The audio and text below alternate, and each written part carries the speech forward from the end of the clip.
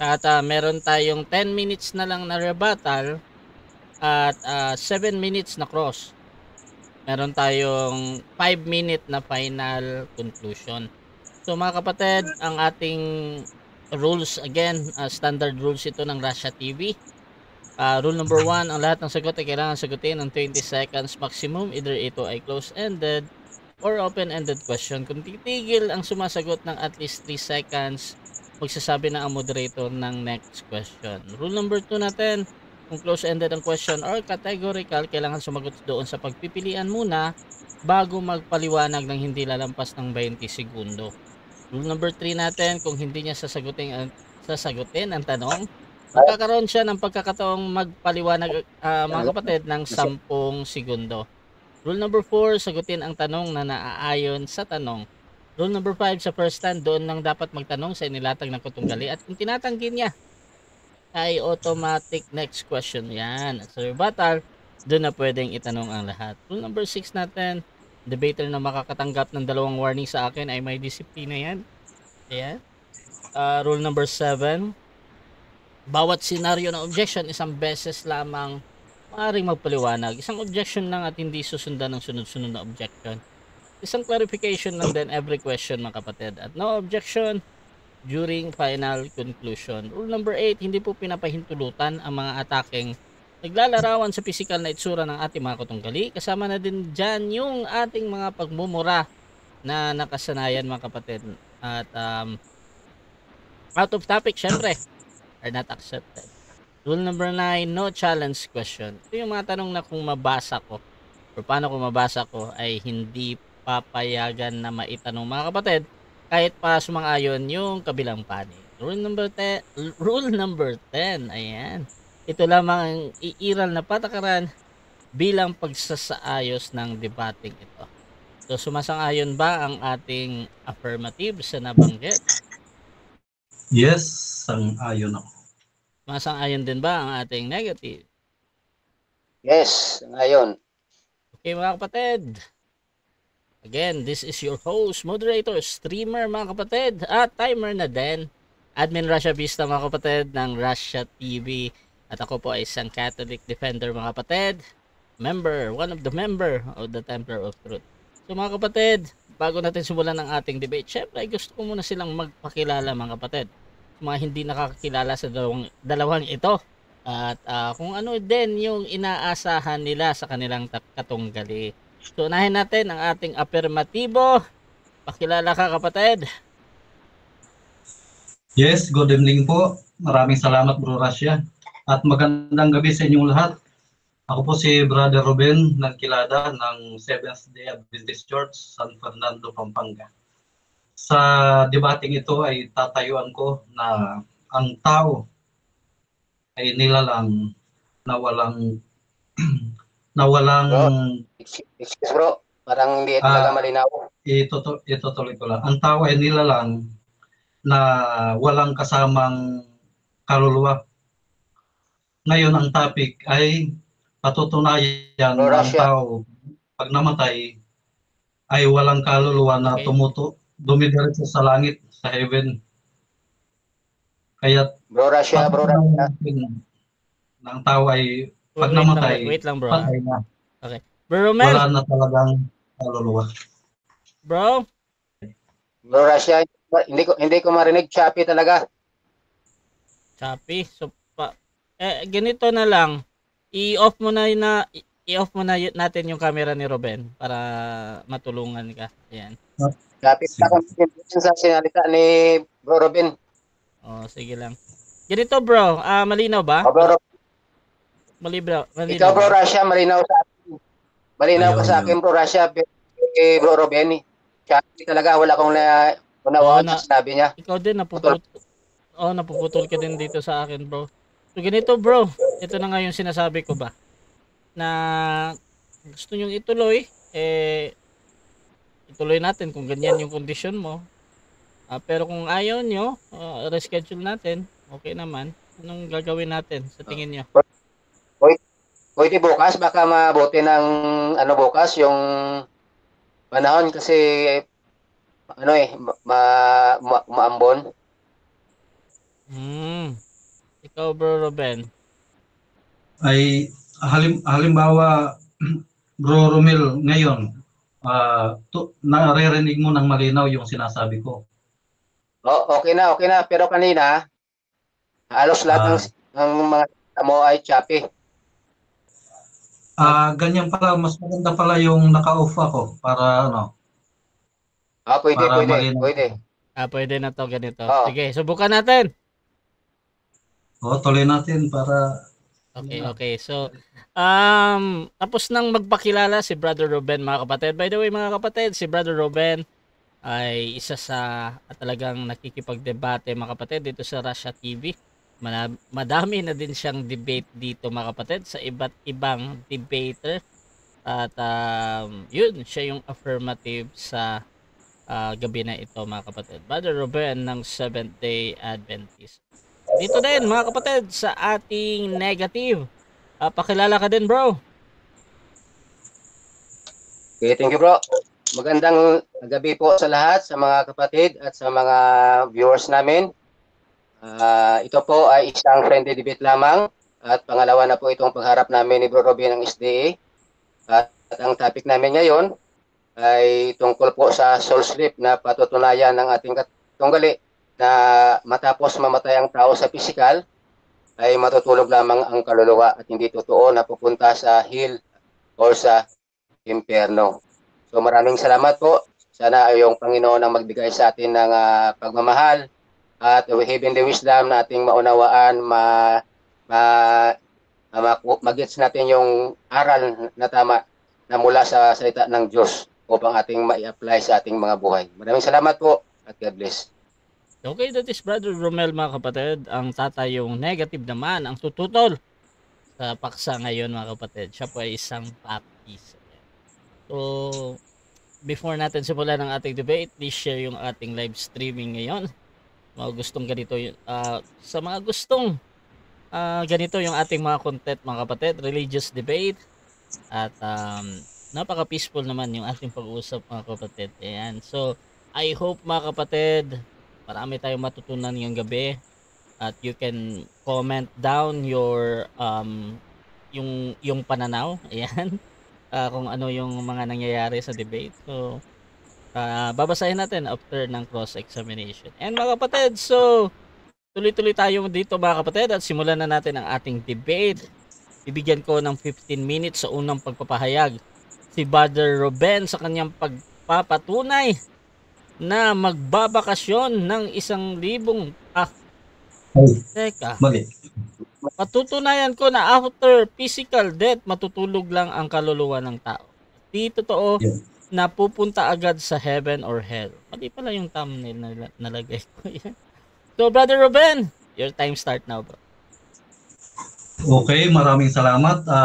Tayo po ay naka-off camera ngayon dahil sa signal. Ngayon ay tatalakayin natin yung kaluluwa.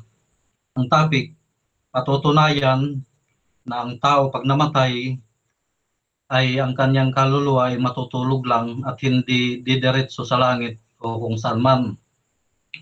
Ngayon, ano po ba ang kaluluwa? Ito ang ito ang isolve natin. Dahil marami ngayon ang nalilito tungkol sa salitang kaluluwa. Ito po ang pundasyon ng Diyos na ibinigay sa atin para malaman natin kung ano ang kaluluwa. Dito po sa Genesis chapter 2 verse 7. Genesis 2:7.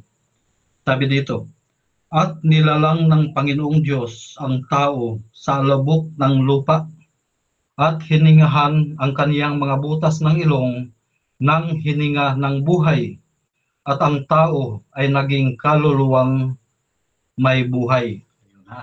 Tandaan po natin, pinurma ng Diyos ang tao mula sa alabok ng lupa. Nung mapurma na, hiningahan ng hininga ng buhay na galing sa Diyos. Yung hininga mismo ng Diyos, inihinga sa mga butas ng ilong ng taong pinurma. Nung mahingahan na, pumasok na yung hininga ng Diyos sa butas ng ilong ng tao, ang tao ay naging kaluluwang may buhay. Kapag ang tao ay walang hininga ng buhay, hindi siya matatawag na kaluluwa. Ganito yan, katawang lupa plus hininga ng buhay equals kaluluwang buhay. Ayun. Hindi po sinasabi sa talata na at nilalang ng Panginoong Diyos ang tao at sinamahan ng kaluluwa. Wala pong ganun. Kaya mali ang pananaw na ang tao pag namatay, mayroong humihiwalay na kaluluwa. Hindi po. Sa totoo po, ang mga hayop ay tinatawag din na kaluluwa.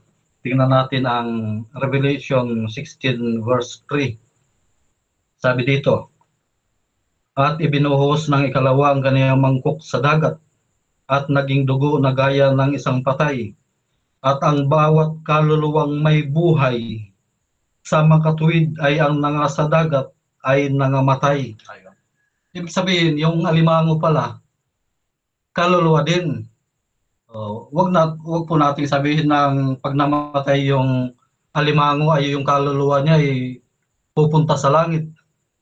Mapupuno ng kaluluwa yung langit, mga kaluluwa ng mga nilalang. Ano pa? Genesis 1, tingnan natin. Meron pa dito eh. Pagkatapos ng namatay lahat ng kaluluwang may hininga ng buhay sa kanilang ilong. Tuloy natin. Pag ang tao ba'y namatay, ano po ba ang kanyang kalagayan? Itong nasa Lucas 8, 52 hanggang 55. Lucas 8, talatang 52 to 55, sabi dito, at tumangis ang lahat at pinananambitan ng dalaga. Datapwat sinabi niya, ni Jesus, huwag kayong magsitangis sapagkat siya hindi patay, kundi natutulog. At tinawanan nila siya at nanililibak na napag-aalamang siya'y patay na. Sa pintong ito ay mayroong namatay na dalagita. Ngayon umiyak yung mga kamag-anak.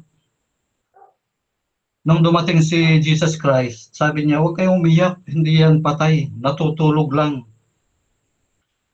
Talatang 54, datapwat tinangnang niya sa kamay at tinawag na sinasabi, dalaga, magbangon ka. 55. At nagbalik ang kaniyang espiritu at siya'y nagbangon pagdaka at kaniyang ipinagutos na siya'y bigyan ng pagkain. Yung dalagang namatay, patay na, wala nang hininga. Kaya umiyak yung mga magulang, yung mga kamag-anak. Sabi ni Kristo, huwag kayong umiyak, hindi yan patay, natutulog lang. Ngayon, hinawakan ni Kristo sa kanyang kamay. Tapos bumalik ang kanyang espiritu. Saan galing yung espiritu? Saan galing yun? Tingnan natin. Dito sa Ecclesiastes 12, verse 7. Kung magkagayon, babalik ka sa lupa kung saan ka nagmula at ang espiritu mo'y babalik sa Diyos na siyang nagbigay nito. Yun. Sabi dito sa Ecclesiastes, kapag ka namatay ka, babalik ka sa labok kung saan ka kinuha. Gaya ng sinabi natin kanina, pinurmang tao galing sa labok. At ang espiritu na ibinigay ng Diyos ay babalik sa kanya. Yung hininga ng buhay na inihinga ng Diyos sa butas ng ilong ng tao ni Adan, pag namatay ang tao, bumabalik sa Diyos yung espiritu o hininga ng buhay. Tingnan natin ang ibang salin. Yung binasa natin kanina ay ang salita ng Diyos, yung pinakamalapit ito sa Greek at sa Hebrew. Ngayon dito sa ibang salin ng Biblia, tingnan natin. Ecclesiastes 12:7. At ang labok ay mauuwi sa lupa gaya ng una. at ang diwa ay mababalik sa Diyos na nagbigay sa kanya. Yung diwa. Dito naman sa isang salin, espiritu. Espiritu nakalagay. Ngayon, yan palang diwa, yung espiritu, yan yung hininga ng buhay na binabanggit dito sa Genesis 2:7. Ulitin natin. At nilalang ng Panginoong Diyos ang tao sa lubok ng lupa at hiningahan ang kaniyang mga butas ng ilong ng hininga ng buhay. At ang tao ay naging kaluluwang may buhay. Ngayon, nung magkasala si Ibatadan, anong sabi ng Diyos? Anong hatol? Sa labok ka galing, sa labok ka din babalik. Kaya tama yung sinabi dito ni Haring Solomon sa Ecclesiastes na ang tao, pag namatay, babalik sa lupa kung saan siya nagmula. At ang espiritu, ang hininga ng buhay, ay babalik sa Diyos na nagbigay sa kanya. Kaya tama ang pagkasabi ng Panginoon. Yung dalagita, hindi yan patay, natutulog lang. Sa Lumang Tipan, ay binabanggit din na ang mga namamatay ay natutulog lang. Ito sabi, ina natin, Unong Hari, 2:10. At si David ay natulog nakasama ng kaniyang mga magulang at nalibing sa bayan ni David.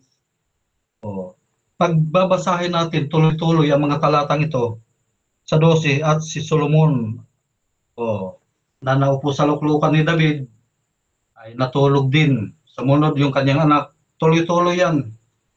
Lahat sila natulog. Bakit natulog ang ginamit na salita ng Biblia?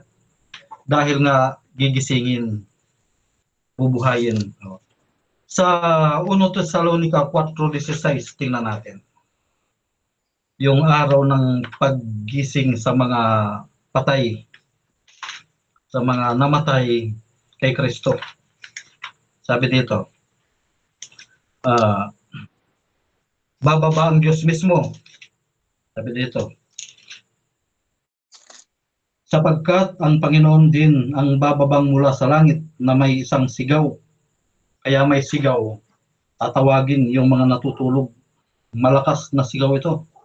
May tinig ng arkanghel at may trumpita ng Diyos. At ang nangamatay kay Kristo ay unang mga bubuhay na mag-uli.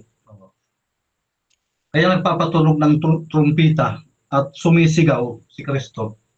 Gaya ng ginawa niya kay Lazarus, sumigaw siya. Ginising niya yung natutulog. Kaya yan po ang tamang aral na ang tao kapag namatay ay walang kaluluwang humihiwalay kundi espiritu. Yung hininga ng buhay ay bumabalik sa Diyos. Yun ang dumidiretso sa Diyos. Hininga ng buhay. Ano sabi ni David?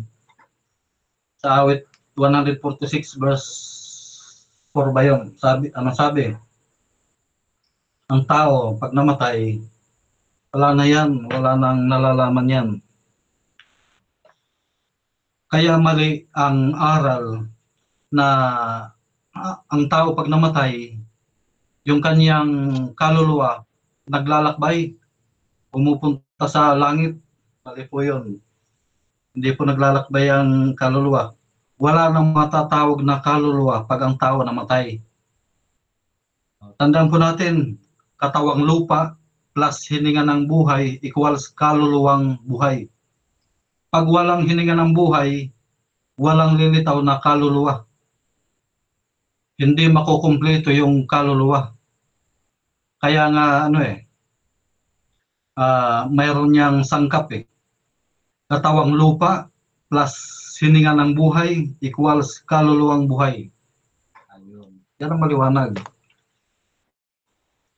Kaya kapag may nagsabi na ang tao ay nilalang na may kasamang kaluluwa, ang kanyang salita ay nilalagay sa ibabaw ng salita ng Diyos.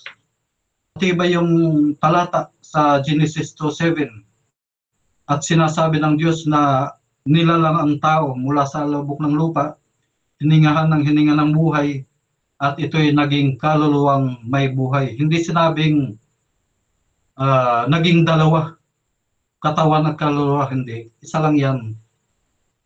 Kaya mag-aral po tayong mabuti dahil marami ang naliligaw sa aral na yan, na ang tao ay mayroong kaluluwa na humihiwalay sa kanya pag namatay.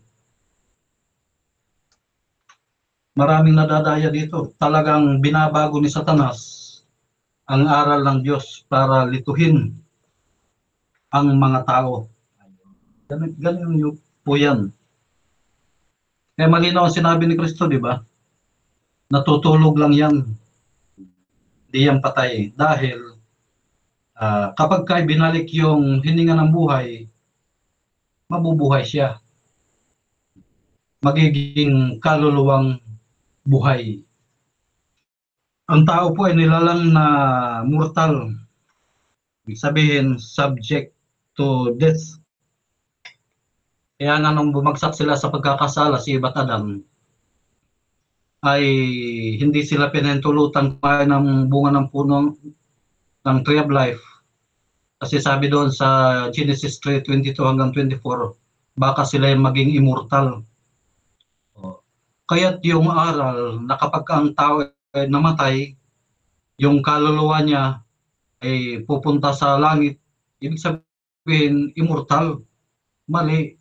Kailanman ang tao ay hindi naging immortal. Dahil hinadlangan ng Diyos ang plano ni Satanas na matapos sila magkasala, tatakbo sila doon sa Tree of Life, kakain ng bunga, magiging immortal. Hindi nangyari yon dahil binardyahan ng mga kerubin yung Tree of Life. Kaya't ang tao ay hindi naging immortal. Wala nang buhay yan. Pag namatay, wala na. Kaya mali yung aral na pag namatay ang tao, yung kaluluwa, pupunta sa purgatorio o sa langit. Ibig sabihin, immortal pala. Kukontrahin niya yung Genesis 3:22 hanggang 24. Ano sabi? Narito ang tao ay naging gaya ng sa atin na nakakakilala ng mabuti at masama. Baka iunat ang kanyang kamay, pumitas ng bunga, at maging immortal. Kaya palalayasin natin sila, sabi ng Diyos. Di pinalaya sa Eden, hindi naging immortal. Pag sinabing hindi naging immortal, pag namatay ang tao, patay. Wala nang aalis pa dyan, wala nang kaluluwang humihiwalay. Kaya maling-mali yung aral na may kaluluwang humihiwalay. Hindi po pwede yun. Malaking pandaraya yan ni Satanas. Tingnan nyo, ang daming aral na mali sa ating mga kaibigang Baptist, Usas, yung kaluluwa. Marami yan, tuloy-tuloy yan.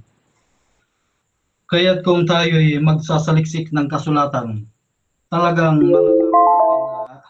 mali pala ang doktrina. Thank you.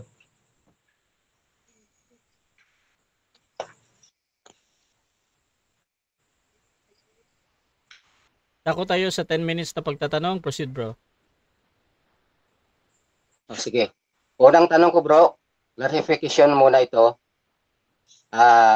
Makibigay kung alam mo yung meaning ng tinatawag na kamatayan or death sa Biblia. Makibigay ng meaning. Sorry, wala nang meaning yan basta't namatay ang tao. Sinabi ko kanina, natutulog, yun ang meaning. Ibig sabihin, wala ka na ibang meaning pa, yun lang natutulog. Okay. Okay. So, ilang death ba o kamatayan ang binanggit sa Biblia? Isa lang ba o dalawa?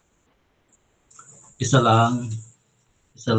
Yung isang binabanggit dyan, ano lang yun, symbolical, yung spiritual.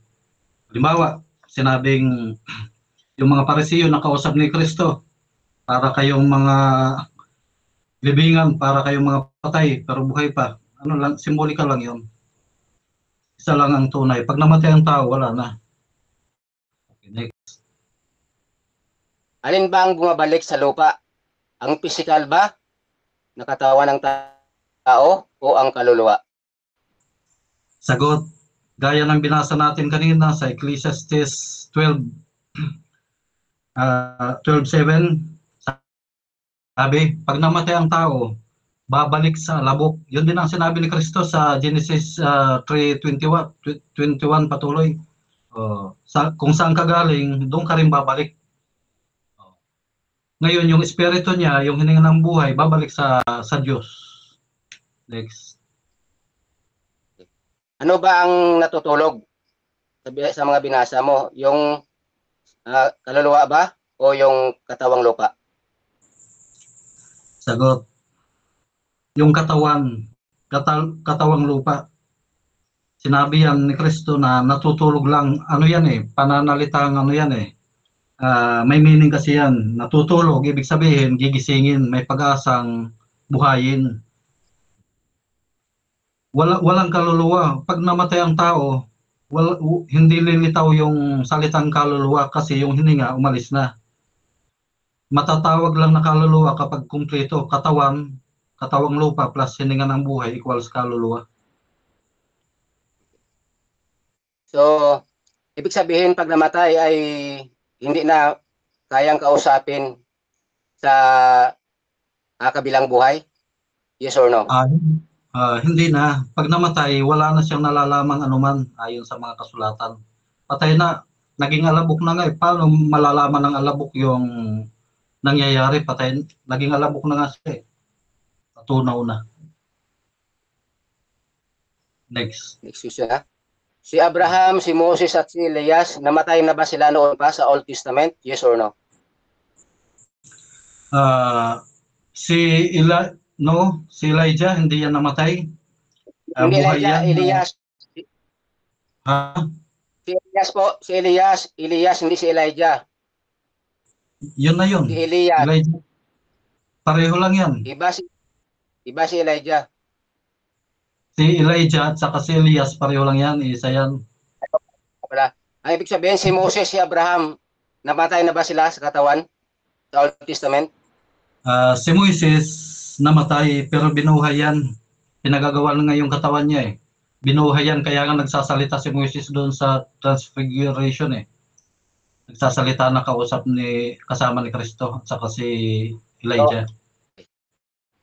So saan mo makikita o mababasa sa Biblia na binuhay siya, body and soul, si Moses? Sa Jude 9, pinagagawan ni Satanas at ni Kristo ang kanyang katawan. Ngayon, nagwagi si Kristo, dinala niya. Pagdating sa Transfiguration, nagsasalita na si Moises, andun kasama ni Elijah. Nakita ng mga apostol, ibig sabihin, binuhay na, buhay na. Pero hindi mo nabasa na siya sa katawan. Yes or no? Hindi mo nabasa na binuhay sa katawan. Yes or no? Yes, yung salita mo ay hindi mababasa doon kasi salita mo yan na binuhay sa katawan at saka sa sabi mo, kaluluwa. Ang salita ng Diyos, pinagagawan ang kanyang katawan, tapos kasama na ni Kristo doon, nakita ng mga apostol. Ibig sabihin, buhay na. Binuhay. Next. Si Abraham ba ay namatay din noon pa sa Old Testament? Yes, namatay si Abraham. Pero tanggap mo na si Abraham ay nasa kabilang buhay, sa kaluluwa, na sa spiritual na bagay? Yes or no? No. Wala. Patay na si Abraham at tunaw na, kaya nga yung libingan niya doon sa Israel hanggang ngayon Sa New Testament, yung nakausap ng rich man, si Abraham ba yun? O hindi? Talinghaga yun. Talinghaga ni Kristo yun. Ipinapakita lang ni Kristo yung kalagayan ng mga Parisiyo at ng mga mahihirap. Magagandang kanilang suot, pero hindi pala sila maliligtas. Yung mga mahihirap na mabuti, yun ang mapupunta sa langit. Kasi kung titingnan natin yung talata, nag-uusap yung dalawa, yung Lazarus at saka Abraham, ibig sabihin magkalapit lang pala yung langit at saka impyerno. Sabi nga isasaw-saw yung daliri. Ibig sabihin magkalapit lang pala. Talinghaga yun. Huwag nating ano yun. Binanggit ba diyan ni Jesus Christ na yan talinghaga o parabol? Binanggit niya ba o hindi? Hindi na sasabihin, ito, parabol ito hindi. Basta si Kristo nagsasalita ng mga talinghaga. Sabi sa, di ba may mga talata tayo dyan. Si Kristo ay nagsasalita ng mga talinghaga. Talinghaga yun. Malinaw naman ang talinghaga. Next. Sangayon ka ba na pag nagsalita si Kristo nasa talinghaga ay sinasabi niya na ito ay parabol o katulad ang kaharian ng langit ng ganito? Sangayon ka ba diyan o hindi? Hindi. Kasi kapag ka bumabanggit si Kristo na ang kaharian ng langit ay katulad ng mustasa, wala siyang sinasabi na parabol ito. Wala. Ngayon, sa bumabasa, malalaman na yun ay parabol pala. Pero may ginamit siya na salita na katulad. Tama ba? Yes or no? May binanggit siyang katulad. Ibig sabihin talinghaga. Kay Abraham at sa rich man at sa kay Lazarus, may binanggit ba na ang langit o impyerno ay katulad nito? May binanggit ba na katulad o wala? Wala nang binanggit dahil mayroong aral si Kristo na gustong malaman ng mga kausap niya. Kaya nga ang tinutukoy niya doon yung pagiging mapagtangin ng yung mga Parisiyo, kasi ang mga Parisiyo na mayaman ay ayaw makisalamuha sa mga mahirap. Ngayon pinapakita ni Kristo yung kalagayan na magandang buhay niyo ngayon, pero pag ligtas itong mahirap nito, siya mapupunta sa langit. Ngayon ginamit yung Abraham dahil binabanggit nga ng mga Parisiyo na tatay namin si Abraham. Kaya ganun yan. Pag parabol ba may binabanggit ang Diyos na pangalan? Wala. May binabanggit. Next. Sinabi mo kanina, may nabasa ka pero hindi ko lang narinig yung buong talata kasi medyo choppy minsan yung audio mo. Hindi ko na kung anong book yon. Sabi mo kanina na si Abraham ay bibinuhay na siya, body and soul. So pero may binasa ka kanina na sa huling araw pa na pagbabalik ng Kristo ay bubuhayin ang mga natutulog, body and soul. So ibig sabihin, sino ba ang nagsasabi ng totoo? Ikaw ba o ang salita ng Diyos sa Biblia? Sagot. Mali ang pagkaintindi mo. Ang binasa ko kanina sa Jude verse 9, hindi si Abraham kundi si Moises. Si Moises ay binuhay yan, special resurrection tawag dyan. Binuhay siya, hindi siya kasama doon sa 1 Thessalonica 4:16. Kaya nga nagsasalita na si Moises nakita ng mga apostol, ang mga alagad. Ibig sabihin buhay na nakita nila si Moises. Binuhay nga ni Kristo. Next. So ang ibig mong sabihin, ang sabi dito sa Biblia na after mamatay ang tao ay paghuhukom agad. Mali ba ito? At ikaw ang tama? No.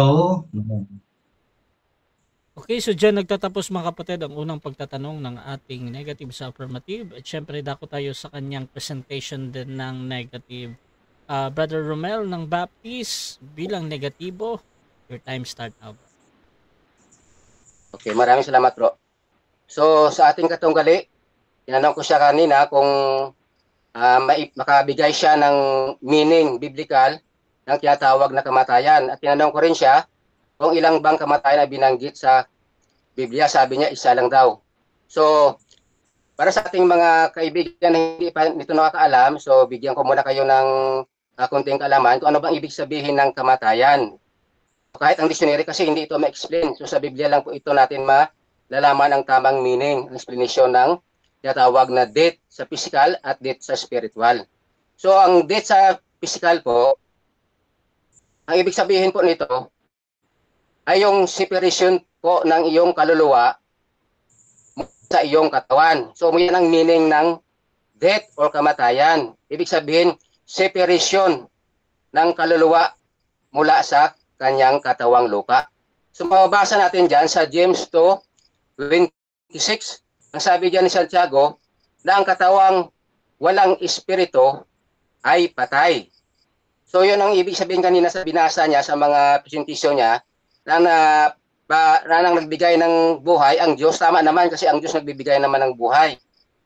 Siya nagbigay ng katawang lupa, ng espiritu, ng kaluluwa. So, pero pag wala na ang kaluluwa, ibig sabihin lumabas na sa katawan, nagsipirit ng kaluluwa sa katawan, patay na yan ang katawan. So, hindi yan literal na natutulog. So, kasi pag ang katawan ay patay na, so parang natutulog nga kasi hindi naman siya na kumikibo. Hindi naman siya na nagdilat ang mata. Diba? Parang natutulog. Pero hindi yan ang ibig sabihin, literal na natutulog. Ibig sabihin, yung katawan lang ang parang natutulog. Pero yung kaluluwa, umalis na dyan sa katawan. Kaya nga ang katawan ay wala ng nararamdaman, wala ng 5 senses. Di ba may 5 senses tayo? Kung tayo ay buhay pa. Nakakaramdam tayo ng sakit. Nakakasmell tayo. Nakakaramdam tayo ng tamis o maalat, maasim. Nakakarinig tayo. Pero pag ang kaluluwa ay lumabas na sa katawang lupa, ang 5 senses yan ay wala na. Ibig sabihin, kahit i-increment pa yan, sunugin pa yan ang katawang lupa ng tao, hindi na yan makaramdam ng init o sakit. Kasi nahiwalay na po ang kanyang kaluluwa sa kanyang katawan. Yan ang tinatawag na physical death biblically. So sa James 2:26, nasabi ni Santiago na ang katawan, pag wala ng espiritu o wala ng kaluluwa, patay na.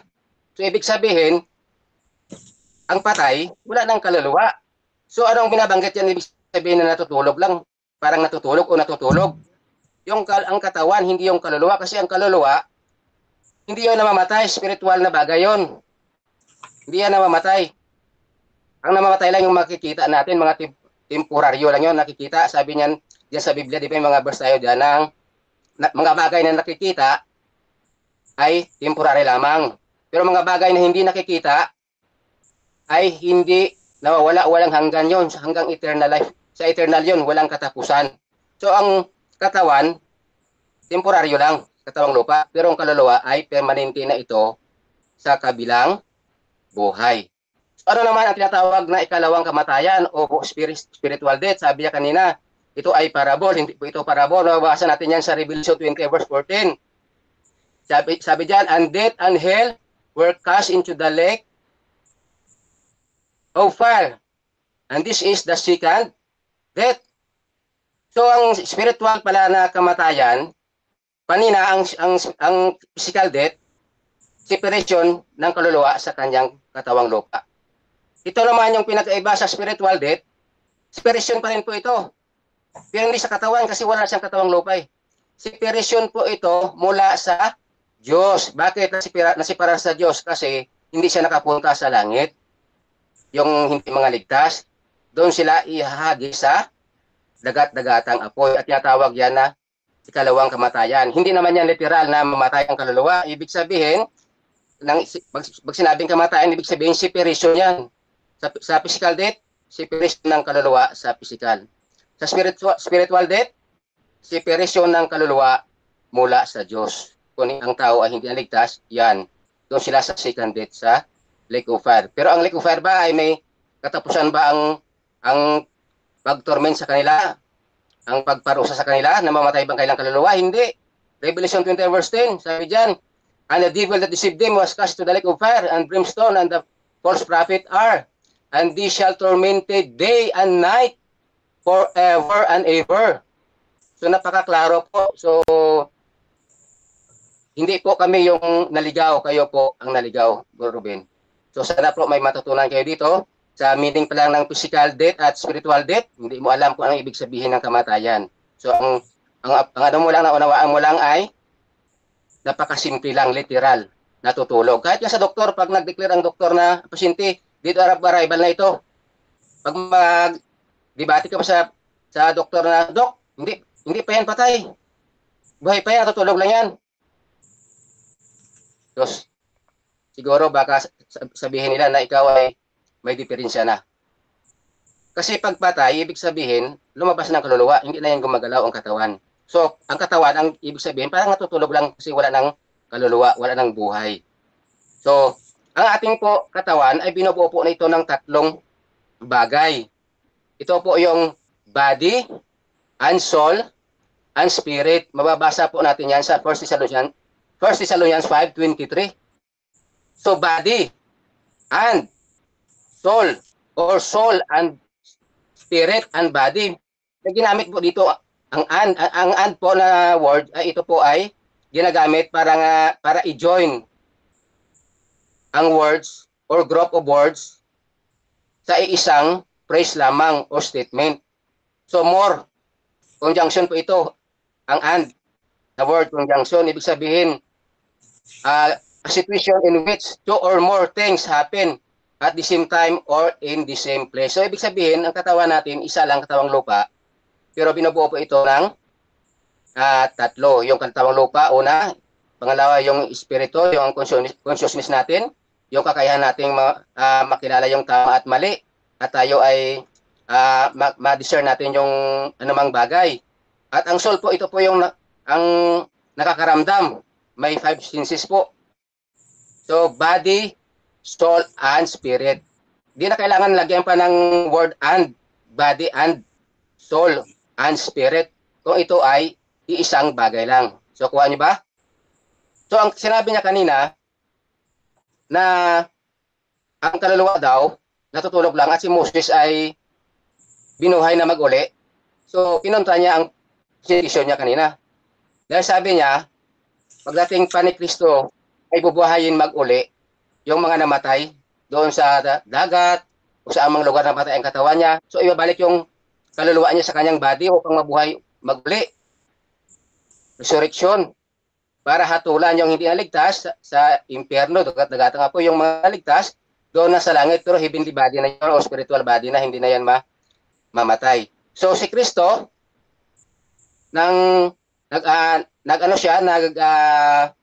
nag-testimony. Hindi po ito parabol ang sa Luke 16:19-31 kasi may binanggit sa na pangalan si Abraham at si Lazarus. Sa mga parabol niya po, kung pag-aralan niyo lahat ng mga parabol, lahat yan may ginamit siya na katulad nito ang karyaan ng Panginoon, ng Diyos sa langit. Katulad, may word na katulad at walang ginagamit na mga pangalan po. At dito sa Luke 16:19-31, sa Abraham's bosom pumunta ang si Lazarus, si Kristo, nang siya ay namatay sa cross, sa loob ng 3 araw at 3 gabi, ay siya ay bumaba doon mismo sa Abraham's bosom. So, tinatawag na spirit in prisons or paradise. So, sino ba pinuntahan niya doon? Ang mga kaluluwa ba ng tao na namatay na? O ang mga tao, o ang kaluluwa, o ang katawan ng tao sa katawang lupa ang pinuntahan niya doon sa spirit in prison? Hindi po, kasi sa pangalan pa lang ng lugar, spirit in prison, ibig sabihin, mga kaluluwa ang nandoon sa paradise. Wala pa silang katawan kasi hindi pa nakabalik si Kristo. Hindi pa ang oras na buhayin mag-uli, body and soul ang tao. So, kaya pumunta si Kristo doon sa spirit in prison, mababasa natin yan sa 1 Peter 3:19. So, pinangaralan niya hindi po yung mga katawan ng tao na namatay. Kasi yung katawan ng tao nandito lang sa lupa. Yung mga espiritu po ang pinangaralan niya at dinalaya doon sa third heaven, sa heaven sa langit. Mababasa natin yan sa 2 Corinthians 12:2-4. Yung paradise caught up to the third heaven. Dinala na ni Kristo nang siya ay bumalik sa langit. Nung matapos siya na-resurrect na buhay mag-uli. So, dinala niya na ang mga kaluluwa na andoon sa paradise o sa Abraham's bosom o tinawag na spirit in prison. So ngayon, wala nang Abraham's bosom kasi si Kristo na ipako na sa cross, diretso na ang tao sa langit pag namatay. Kasi noon, sabi Kristo, siya ang daan, ang buhay at ang katotohanan, walang tao makapunta sa langit kundi sa pamagitan niya. So ang mga tao noon na mga naligtas, hindi nakadiretso sa langit, kaya doon sila nakapunta sa Abraham's bosom o paradise. Nang nakumpleto na, na-fulfilled na ang prophecy, si Kristo ay nagbayad na nating kasalanan upang tayo ay makadiretso na sa langit. So kinuha niya na ang mga espiritu doon sa spirit in prison. So hindi sila natutulog. Nakakausap sila kasi sabi diyan, nag-test doon si Kristo ng aral. So ang natutulog po, hindi mo kayang pangaralan yan. Kasi wala na yung malay, sabi mo kanina. Totoo naman yun, ang katawan walang malay. Hindi na nakakaintindi, hindi na nakakarinig kasi sinabi ko kanina, wala na yung 5 senses. Wala ng kaluluwa eh. So ang kaluluwa, andyan. So pwede siya magsalita, pwede mong makausap. At nakita ni Pedro, nag-usap-usap si Elias at si Moses at si Kristo. So ganoon po, ang hindi alam ng ating katunggali sa SDA na ang kaluluwa ng tao ay iba pala sa katawang lupa. So sabi dito sa 1 Thessalonians 5:23, body and soul and spirit. So ganoon din sa Luke 16:19-31. Tama na magkaiba ang kaluluwa sa katawan kasi si Kristo pumunta sa prison, sa spirit in prison, sa paradise at nangaral. Walang kaluluwang lupa doon. Mga espiritu, lahat sila. At sila ay ando na ngayon sa langit, dinala na sa third heaven. Dinala ni Kristo kasi tapos na, na-fulfilled na si Kristo ang kabayaran upang tayo ay makapunta sa langit. So kaya diretso na. Noon, magkatabi pa ang impyerno at ang Abraham's bosom. Kaya nag-uusap-usap pa sila. Nakikita-kita pa pero sa malayo na lang at hindi na pwede makapunta ang sa Abraham's bosom, hindi na makapunta yung impyerno sa Abraham's bosom. So wala nang tsansa na mabigyan pa kahit kunting tubig. So ibig sabihin, hindi po yan parabol kasi pag parabol walang pangalan na binabanggit. So sabi kasi ni Kristo, pag mga ligtas na, ay i-confess niya sa kanyang ama ang mga pangalan. I-confess niya po. So mabasa natin yan sa Revelation chapter 3 verse 5. So buksan ko, basahin ko muna. Revelation chapter 3 verse 5.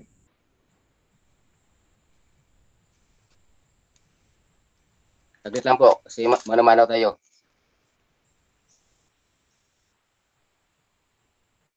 Sabi dito, he that overcometh, the same shall be clothed in white raiment, and I will not blot out his name out of the book of life, but I will confess his name before my Father and before his angels.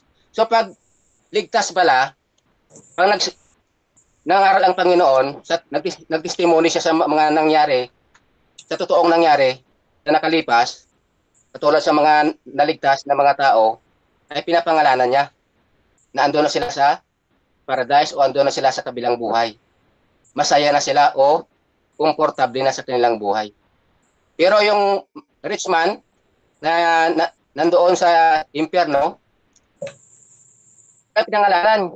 Kasi sabi ng Panginoon, ang i-confess niya lang dito ay ang mga nag-overcome lang. Ibig sabihin yung mga ligtas, nakatanggap ng ligtasan kay Kristo, na-overcome na yun nila yung spiritual death, hindi na sila mamatay sa tinatawag na second death, sa impyerno. Dahil sila ay pupunta na sa langit, ibig sabihin hindi na hahatulan sa dagat-dagatang apoy. So ganun po kasimple, at ang kailangan na po natin ay unawain na natin yung mga katalataan ng mabuti at siyempre dapat hingi tayo ng tawad sa Panginoon at hingi tayo ng wisdom sa Panginoon upang atin maunawaan ito at sa guide ng kanyang mga preacher o mga pastor sa tamang na magbibigay ng tamang wisdom o tamang unawa sa atin. Maraming Okay, so dako tayo sa pagtatanong ng ating affirmative sa negative. Brother Ruben, your time start now. Okay, thank you. Unang tanong, Bro Romel. Ginamit mo ang James 2:26. Tanong, ano ang humihiwalay sa katawang namatay, espiritu o kaluluwa? espiritu at ang kaluluwa pareho mahiwalay pag ang tao ay namatay na. Mahiwalay siya sa katawan. Okay. May mababasa ka ba sa ginamit mong talata, James 2:26, na ang humihiwalay ay espiritu at kaluluwa? Yes, mababasa sa kanyang diwa. Kasi sabi dito, ang kaluluwa ay isang spiritual na bagay. Hindi po ito literal na bagay ang kaluluwa. Saan mababasa na ang kaluluwa ay isang spiritual na bagay? Saan? Okay. Maraming talata na ang kaluluwa ay spiritual. Bakit? Hindi ito nakikita. At isa pa, ang spiritual ay hindi ito namamatay. Objection. Walang katapusan. Moderator. Ano objection, bro? Ang tinatanong ko, saan mababasa na ang kaluluwa ay spiritual na bagay? Yun lang po ang dapat niyang ibigay. Ano daw, bro? Tanong niya patungkol sa chapter and verse sa Bible. Ngayon, meron ka bang counter objection doon, bro? Okay. So, dito mababasa sa binanggit ko kanina sa 1 Thessalonians 5:23. Body and soul and spirit, ibig sabihin, ang body lang po ang literal o ang katawang lupa. Ang soul po at ang spirit ay eternal po ito. Ibig sabihin, spiritual na bagay po ito yung dalawa. Next question. Okay. Ginamit mo ang 1 Thessalonica 5:22 ba o 25? 23. 23. Ngayon, ang tanong, yan ba ay kontra sa Genesis 2:7 na ang katawang lupa plus hininga ng buhay ay naging kaluluwang buhay? Kontra ba yan o hindi? Categorical. Hindi kontra. Ang una lang bro, ang kontra. Kasi hindi mo naunawaan na ang ibig sabihin, kaya nga tama naman nga ang katawan o ang kaluluwa na binigyan ng buhay ng Diyos, binigyan niya ng kaluluwa ay kaluluwang buhay. Bakit tinawag na kaluluwang buhay? Kasi may buhay siya sa katawang lupa. Pag namatay na yung katawang lupa, ay wala na siyang kaluluwa. So, tinatawag na siya na patay na sa pisikal. Ayun. Kasasabi mo lang ngayon, malinaw yan. Pag namatay ang tao, wala nang kaluluwa. Bakit kanina sinasabi mo na pag namatay ang tao, may humihiwalay na kaluluwa? Alin ang tama? Pareho, ang unawa mo lang mali. Wala nang kaluluwa sa katawan kasi nagsipirit na nga, lumabas na.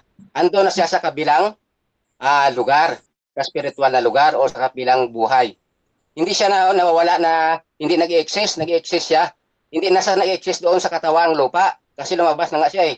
In-explain ko kanina na ang physical death ay separation ng kaluluwa sa kanyang katawan. Next question. Sabi mo kanina, ulitin ko, kasasabi mo lang, pag ang tao namatay, wala nang kaluluwa na mag-i-exist, patay na kasi. Aminin mo ba na nagkamali ka sa sinabi mong yan? Yes or no? No, kasi mali yung sinabi mo at mali yung unawa mo sa sagot ko.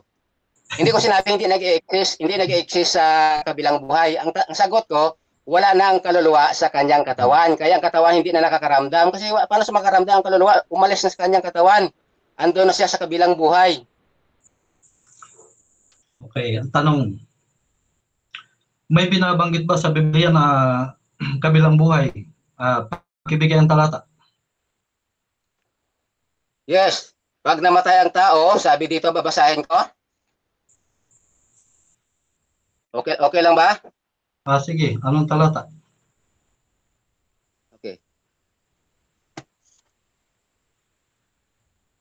Ito ang talata sa 2 Corinthians 5:18. Sabi diyan, kung absent na tayo, sabi diyan ni Apostol Pablo, kung absent na tayo sa ating katawan, ibig sabihin katawang lupa, ay kay Lord. Ibig sabihin, wala ka na sa katawang lupa mo, andun ka na kay Lord sa kabilang buhay. 2 Corinthians 5:8. Okay, ginamit mo ang 1 Corinto 5:18. Ano ang salita diyan imagination ba ni Pablo o totoong mangyayari? Anong talata sabi mo, Lachape? Yung ginamit mong talata. 2 Corinto 5:18. Wala akong sinabi na ng Korinto, 1:18, wala. 2 Corinto 5:18. Yung kababasa mo Sabi, lang. 2 Corinthians 5:8? Hindi, yung kababasa mo lang ngayon. 2 Corinthians 5:18. 5:8 kasi medyo choppy. So 5:8. So ang sabi dito, hindi po ito vision. Ito po ay totoo. Bakit ito sinabi, itinuro, ipinangaral ni Apostol Pablo? Kasi alam niya ang ibig sabihin ng kamatayan ay absent na dito sa lupa, absent na sa katawang lupa, present na kay Lord. Anong present kay Lord? Yung kaluluwa at ang spirit. Okay. Sa talatang yan, 2 Corinto 5:8, ano ang inaasam nila Pablo? Ang maging kagaya ng katawang walang pagkasira? Yes ba? Tama po ba? Ang inaasam nila, yung maging katulad ng katawang pagkasira? Siyempre, kaya nga nangangaral si Pablo ng kaligtasan dahil alam na ni Pablo na may pagkasira yung katawang lupa. Pero sa spiritual na buhay ay hindi ito, wala itong katapusan. Kaya dapat makatanggap ang tao ng kaligtasan para siya ay makaroon ng buhay na wala hanggan sa langit at hindi sa impyerno. Okay. Balik tayo kanina. Yung alin ang bumabalik sa Diyos? Kaluluwa o espiritu? Yung espiritu, binanggit ko kanina sa binasa ko ng espiritu, body and soul ay magkaiba. So ang babalik sa Panginoon, kung ang tao ay pagkamatay, kukunin niya ang espiritu. Ano bang espiritu? Ang espiritu po, ito ang ating consciousness. Yung discerning po natin, mababasa din natin yan sa Revelation 21:4. Sabi diyan na i-wipe out ng Panginoon ang ating mga luha, no more tears na, no more sorrow, no more death, and the former things are passed away. Bakit na pass away ng ating mga memory? Kasi kinuha ng Diyos. Pero sa mga hindi ligtas, so ibalik sa kanila yan sa final judgment. Okay, ginamit mo ang Revelation 21:3. Sabi diyan, at papahirin ng Diyos ang kanilang mga luha at yung kanilang alaala ay mawawala na. Sabi mo, yan ba ay espiritu, yung alaala? Yes or no? Yes. Sa Revelation 21:4, espiritu ang kinuha ang alaala. Ibig sabihin kinuha ang espiritu ang alaala. Bakit kukunin niya ang alaala ng mga ligtas, ng mga anak niya? Para kung ikaw ay nasa langit ng iyong kaluluwa, hindi mo na maalala ang mga tao dito sa lupa, ang mga kababayan mo, ang mga pamilya mo, kung saan sila pumunta. Kasi ang promise sa Panginoon ay ikaw ay magiging maligaya na walang hanggang sa langit. Kung hindi pukul na yung memory, so hindi ka magiging maligaya sa langit kasi hanapin mo ang iyong kaibigan o kapamilya na wala sa langit. Okay, kasasabi mo lang ngayon, nakukunin ng Diyos ang kanilang espiritu. Ibig bang sabihin sa bagong langit at bagong lupa, kukunin ng Diyos yung espiritu ng mga naligtas? At sabi sa Biblia, pag nawala ang espiritu sa tao, patay na siya, mamamatay siya. Ganun ba? Sa panahon natin ngayon, hindi pa dumating si Kristo. So ibig sabihin, hindi pa niya ibabalik yung soul sa body. Wala pang mabubuhay mag-uli. Kasi pag dumating pa siya, diyan mangyayari ang buhay mag-uli. Ngayon, ang kinuha niya pa lang sa mga tao na mga naligtas, yung memory, yung spirit. Pero ang kaluluwa ay andun sa kanya. Sabi ni Pablo, kung tayo ay absent na sa ating katawan, present na tayo kay Lord. So napakalinaw. Okay. Ang tao pag namatay, ano ang umaalis sa kanya? Espiritu o kaluluwa? Both. Binanggit ko yan kanina, nalalabas yung kaluluwa at espiritu sa body. Kaya ang body, wala ng discerning spirit kung patay na, at kung wala ng kaluluwa ang body, wala ng senses yun. Wala ng 5 senses. Okay, so dyan nagtatapos mga kapatid ang first stage ng ating debate. At syempre, dako tayo sa ating the battle stage. At mauna ulit si Brother Ruben. Bro, 10 minutes. Your time start. Okay, thank you. Thank you, Bro Rasya. Sa ating pag-uusisa, magulo ang naging sagot ng ating negative. Sabi niya, ginamit ang James 2:26. Pag namatay daw ang tao, ang lumilisan sa katawan ay kaluluwa. Ito'y kukontra sa Ecclesiastes 12, yung binasa natin kanina, na ang tao pag namatay ay nagiging alabok, babalik sa alabok, at ang espiritu ay babalik sa Diyos sa 12:7 ng Ecclesiastes. Hindi pwede magkontrahan ang Biblia, mga kapatid. Pilit niyang sinasabi na yung espiritu ay may kasamang kaluluwa na may hiwalay sa tao. Inunglalangin ang tao yung pundasyon ng Diyos. Katawang lupa, alabok, plus hininga ng buhay, espiritu, equals kaluluwang buhay. Ang humihiwalay, espiritu o hininga ng buhay. Pag ang katawan ay nahiwalayan na ng espiritu o hininga ng buhay, wala nang matatawag na kaluluwa.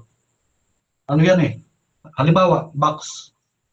Ang isang box ay binubuo ng kahoy at pako. Kapag pinurma ang kahoy at pako, pinagdugtong, lilitaw na box. Halimbawa lang yan. Ngayon, ang katawang lupa natin, binuo ng Diyos, hiningahan ng hininga ng buhay, at espiritu din ang tawag. Babalik sa Diyos. Patay na siya, wala na siyang alam.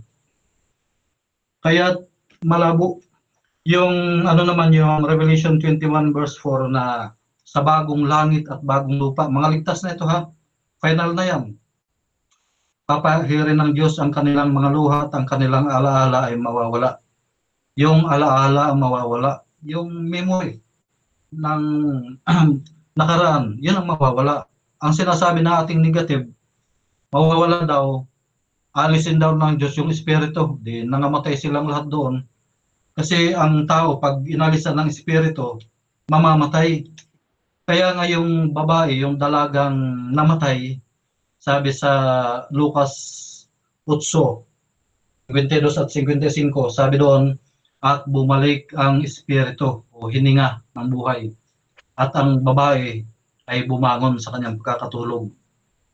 Kung ganun palang katuruan, di mamamatay lahat ng naligtas kapag ganun ang doktrina na papahirin yung luha, kanilang luha at yung alaala ay mawawala, espiritu daw yun alisin.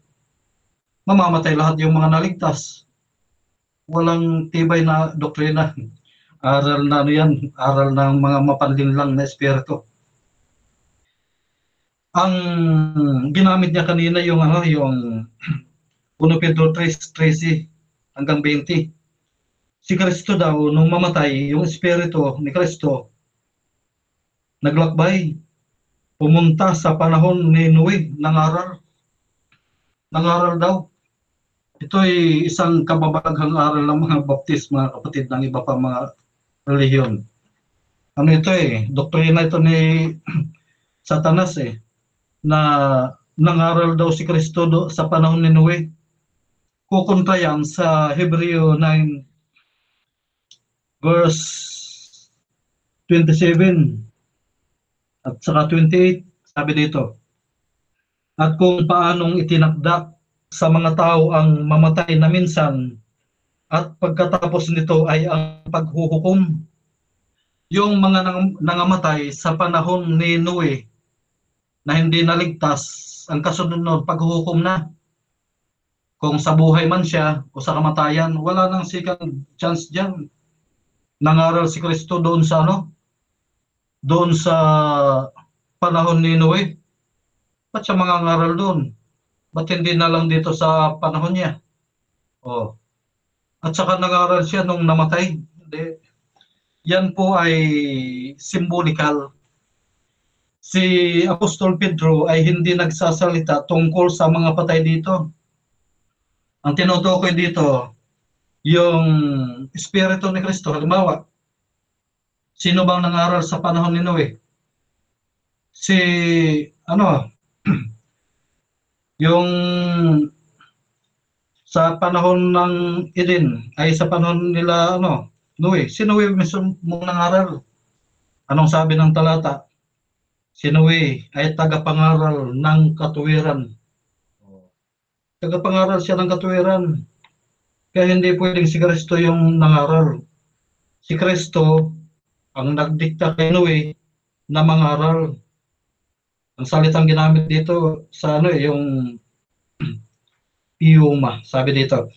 Dapat nating pansinin na sa 1 Pedro 3, ang mga espiritu na nasa kulungan sa talatang 19 ay kinikilala sa talatang 20 bilang suwail na nabuhay noong panahon ni Noe. Ang salitang espiritu sa Grego ay pneuma, ay ginamit sa talatang ito at sa iba pang bahagi ng bagong tipan, 1 Corinto 16:18, Galatia 6:18, bilang pagtukoy sa mga nabuhay sa taong nakarinig at tumanggap ng imbitasyon ng kaligtasan. Ang salitang nasa kulungan ay malinaw na tumutukoy hindi sa isang kulungan, kundi sa kulungan ng kasalanan na kung saan matatagpuan ang hindi nagbabagong likas. Roma 6:1-23, Roma 7:7-25. Ang ipinangaral ni Kristo sa mga hindi nagsising mga tao bagong baha, panahon ni Noe, ay naganap sa pamamagitan ni Noe na inutusan ng langit sa pamamagitan ng Diyos, Hebreo 11:7, at naging mga ngaral ng katuwiran si Noe. Si Noe pala yung nangaral doon sa mga tao bago ang baha, hindi si Kristo. Ang pagkagamit ni Pedro, si Kristo ay nangaral, ibig sabihin si Kristo ang nag-utos kay Noe, o ang Diyos na si Kristo, hindi pa nagkakatawang tao, inutosan si Noe, mangaral ka, kasi sabi dito, si Noe ay mangangaral ng katuwiran. Sino ba yung katuwiran? Si Kristo, ang katuwiran ng Diyos. Mangangaral ng katuwiran, ibig sabihin, ipinangangaral ni Noe si Kristo bilang katuwiran ng Diyos. Ganon ang tamang interpretasyon dyan. Kaya mali yung sabihin, nung mamatay si Kristo, yung kanyang espiritu, nangaral, mali yan, satanic doctrine yan. Anong sabi ni Kristo? Ama, tanggapin niyo ang aking espiritu. Ibig sabihin, nung mamatay si Kristo, yung espiritu niya, yung hininga ng buhay, bumalik sa Diyos mismo. Kaya tama yung Ecclesiastes 12:7. Ang tao, pag namatay, ang kanyang hininga o espiritu ay babalik sa Diyos mismo.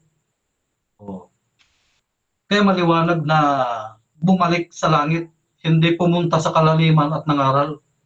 Mali. Yun ang unawa ng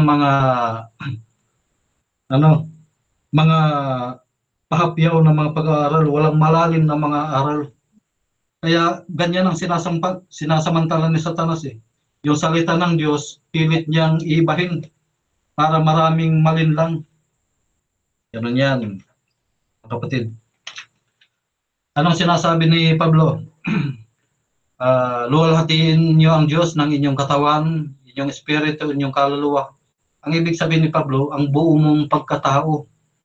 Pag pinagsama ang katawan at ang espiritu, ay nagiging kaluluwa, yung ang kabuuan ng tao, isang kaluluwang buhay. Ang ginawa nila, sinamantala nila yung translation, dahil yung nag-translate ng mga talatang yan ay naniniwala na may kaluluwang humihiwalay. Ganun yan. Kaya't ang pundasyon ng Diyos, hindi mababali yan. Katawang lupa plus hininga ng buhay equals kaluluwang buhay. Pag namatay ang tao, ang hininga ng buhay o espiritu babalik sa Diyos. Wala nang mag-i-exist dyan. Kailanman ay hindi naging immortal ang tao. Yung sasabihin ang espiritu at kaluluwa ay naglalakbay, ibig sabihin buhay yun. hindi nga nagkaroon ng buhay na walang hanggan eh. Pinalayas nga sila sa Eden eh. Paano maglalakbay yung espiritu at kaluluwa? Pupunta kay Abraham sa kanyang sinapupunan. Walang ganoon. Hindi nga sila pinayagan na makakain ng punong kahoy ng buhay eh. Baka sila maging immortal. Ibig mong sabihin, pag namatay ang tao, yung kaluluwa, espiritu immortal, buhay. Walang ganoon. Ang tao kailanman hindi naging immortal. Okay, so dako tayo mga kapatid sa second clause ng ating negative sa affirmative. Brother Romel ng Baptist, your time start. Okay. Ayon sa Hebrews 9:27, after death, the judgment. So, ang ibig sabihin na matapos mamatay ang tao ay maghukom agad. So, tama ba ito o mali? Tama na after na mamatay, paghuhukom, pero yung sinabi mong agad ay mali. Dinugtungan mo eh. Matapos mamatay ang tao ay paghuhukom. Ibig sabihin, ano na sila, yung nakalista na para sa paghuhukom kung sila sa buhay o kamatayan. Pero wala pang paghuhukom, darating pa lang. Next. So, ibig sabihin, yung salita dito na after death, the judgment, ibig sabihin, matutulog pala. Hindi judgment.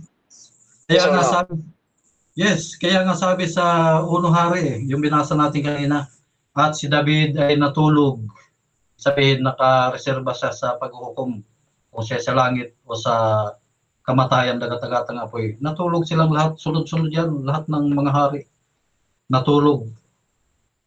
Next question. Nang si Kristo ay ipinako sa cross, kasama niya ang magnanakaw. Parabol ba yun o hindi? Totoo yun. At yung kanyang pangako, totoo rin. Pero hindi ibig sabihin na naglakbay sila at pumunta agad sa sa paraiso, dahil sabi ni Kristo, ang mabuhay siya, huwag niyo muna akong hawakan, di pa ako nakakapunta sa Ama. Kaya mali yung aral na kagad ay nagpunta sila sa paraiso. Next. Okay. Ibig sabihin, against ka sa sinabi ni Kristo nang hiningi ng magnanakaw na Panginoon, isasama mo ako sa iyong kaharian o sa paraiso. Nang sinagot ni Kristo, ngayon din isasama kita sa aking paraiso. Ibig sabihin, mali si Kristo at ikaw ang tama? Hindi, mali yung tanong mo. Yung tanong mo ay ano yan, may Categorical. Ikaw ba ang tama o si Kristo? Okay. Tama si Kristo. Mali ang unawa mo. Sabi ni Kristo, ngayon din isasama kita. Ang ibig sabihin, ngayon din ay inilagay niya sa isang kondisyon na para siya sa paraiso, para siya sa kaligtasan. Pero sabi ni Kristo, nung siya mabuhay, huwag niyo muna akong hawakan, di pa ako nakakapunta sa Ama. Ibig sabihin, si Kristo hindi pa nagpupunta ng paraiso. Kaya yung pangakong yon na ngayon din ay tama, mali lang ang pagkaunawa ninyo. Next. Ang ibig mong sabihin na si Kristo pala ay nagsisinungaling nang sinagot niya directly ang magnanakaw na ngayon din, ngayon din, isasama kita sa aking paraiso. Ibig sabihin mo ba si Kristo ay nagsisinungaling? Hindi. Yes or no? No, hindi siya nagsisinungaling. Tama ang kanyang sinabi na ngayon din. Pero pagkalipas ng isang araw, namatay siya, Friday, Sabado, nung Linggo, hahawakan sana siya ng mga alagad. Sabi niya, huwag niyo muna akong hawakan. Hindi pa ako nakakapunta doon sa Ama. Saan ba yung paraiso? Di nasama. Hindi pa siya nakakapunta. Kaya maliwanag na yung pangako niya ay totoo na isasama siya. Ibig sabihin, ligtas ka na. Kailan isasama? Sabi ni Kristo, Juan 14:1 hanggang 3. Saan ba ang paraiso sa panahon diyan na binanggit ni Kristo na isama yung kaluluwa ng magnanakaw? Sa langit na ba? O dito pa sa ilalim ng lupa? Sagot, ang paraiso nasa langit, yun ang Eden. Ngayon, sabi ni Kristo, ngayon din isasama kita sa aking paraiso. Yung pangako na yan ni Kristo ay may katulad sa Juan 14:1-3. Huwag kayo maglumihanan, ako'y pupunta sa Ama, at ako'y babalik upang isama ko kayo. Kung saan man ako naroon, ay naroon din kayo. Ibig sabihin, yung pangako ni Kristo doon sa magnanakaw at sa mga apostol, mangyayari yan sa second coming. Sabay-sabay yan na isasama sa paraiso. Walang una-unahan. Ibig palang sabihin, mauuna yung magnanakaw doon sa mga alagad na dadalhin sa paraiso. Mali yun. Next. Ibig sabihin, kinontra mo ngayon ang iyong paliwanag at ang iyong sagot. Kanina sabi mo, binuhay na body and soul si Moses ngayon. Walang una-unahan naman. Alin ba ang totoo dyan sa sagot mo? Sagot. Yung dating ni Kristo o nabuhay na kahit wala pa ang tinakdang oras? Sagot. Gaya ng sinabi ko kanina, nagkaroon ng special resurrection. Si Moises binuhay sa Old Testament, napakalayo pa mula sa panahon ni Kristo. Ngayon sa panahon ni Kristo, sa second coming, bubuhayin yung mga mananampalataya sa Kanya. Si Moises, special resurrection yun. Gustong ipakita ni Kristo sa mga tao na si Kristo magiging representative ng mga namatay na muling binuhay. At si Elijah, representative ng mga mananampalataya na hindi nakatikim ng kamatayan. Ganon yan. Next. Alin ba ang sinama ni Kristo sa paraiso? Ang katawang lupa ba ng magnanakaw o ang kaluluwa? Sagot, walang isinama. Dahil walang salitang kaluluwa na isasama kapag ang tao namatay. Namatay yung hindi man niya binuhay yun Yung magnanakaw, pinangakuan lang. Ngayon din, yung pangako ay nagkaroon sila ng kasunduan na ngayon din, ligtas ka na. Yun ang ibig sabihin ni Kristo. Hindi ibig sabihin ngayon din, sasama kita. Hindi pa nga umakyat si Kristo sa langit Kaya nung nabuhay siya, sabi niya, huwag niyo muna akong hawakan, di pa ako umakyat sa langit. 40 days. Kasama pa niya yung mga apostol. Next. Ang spirit in prison ba o paradise nang nangaral si Kristo nang hindi pa siya nakabalik sa langit? Sa lupa ba yon o sa langit? Sagot, walang paradise dito sa lupa na pupuntahan. Tinutukoy na pupuntahan.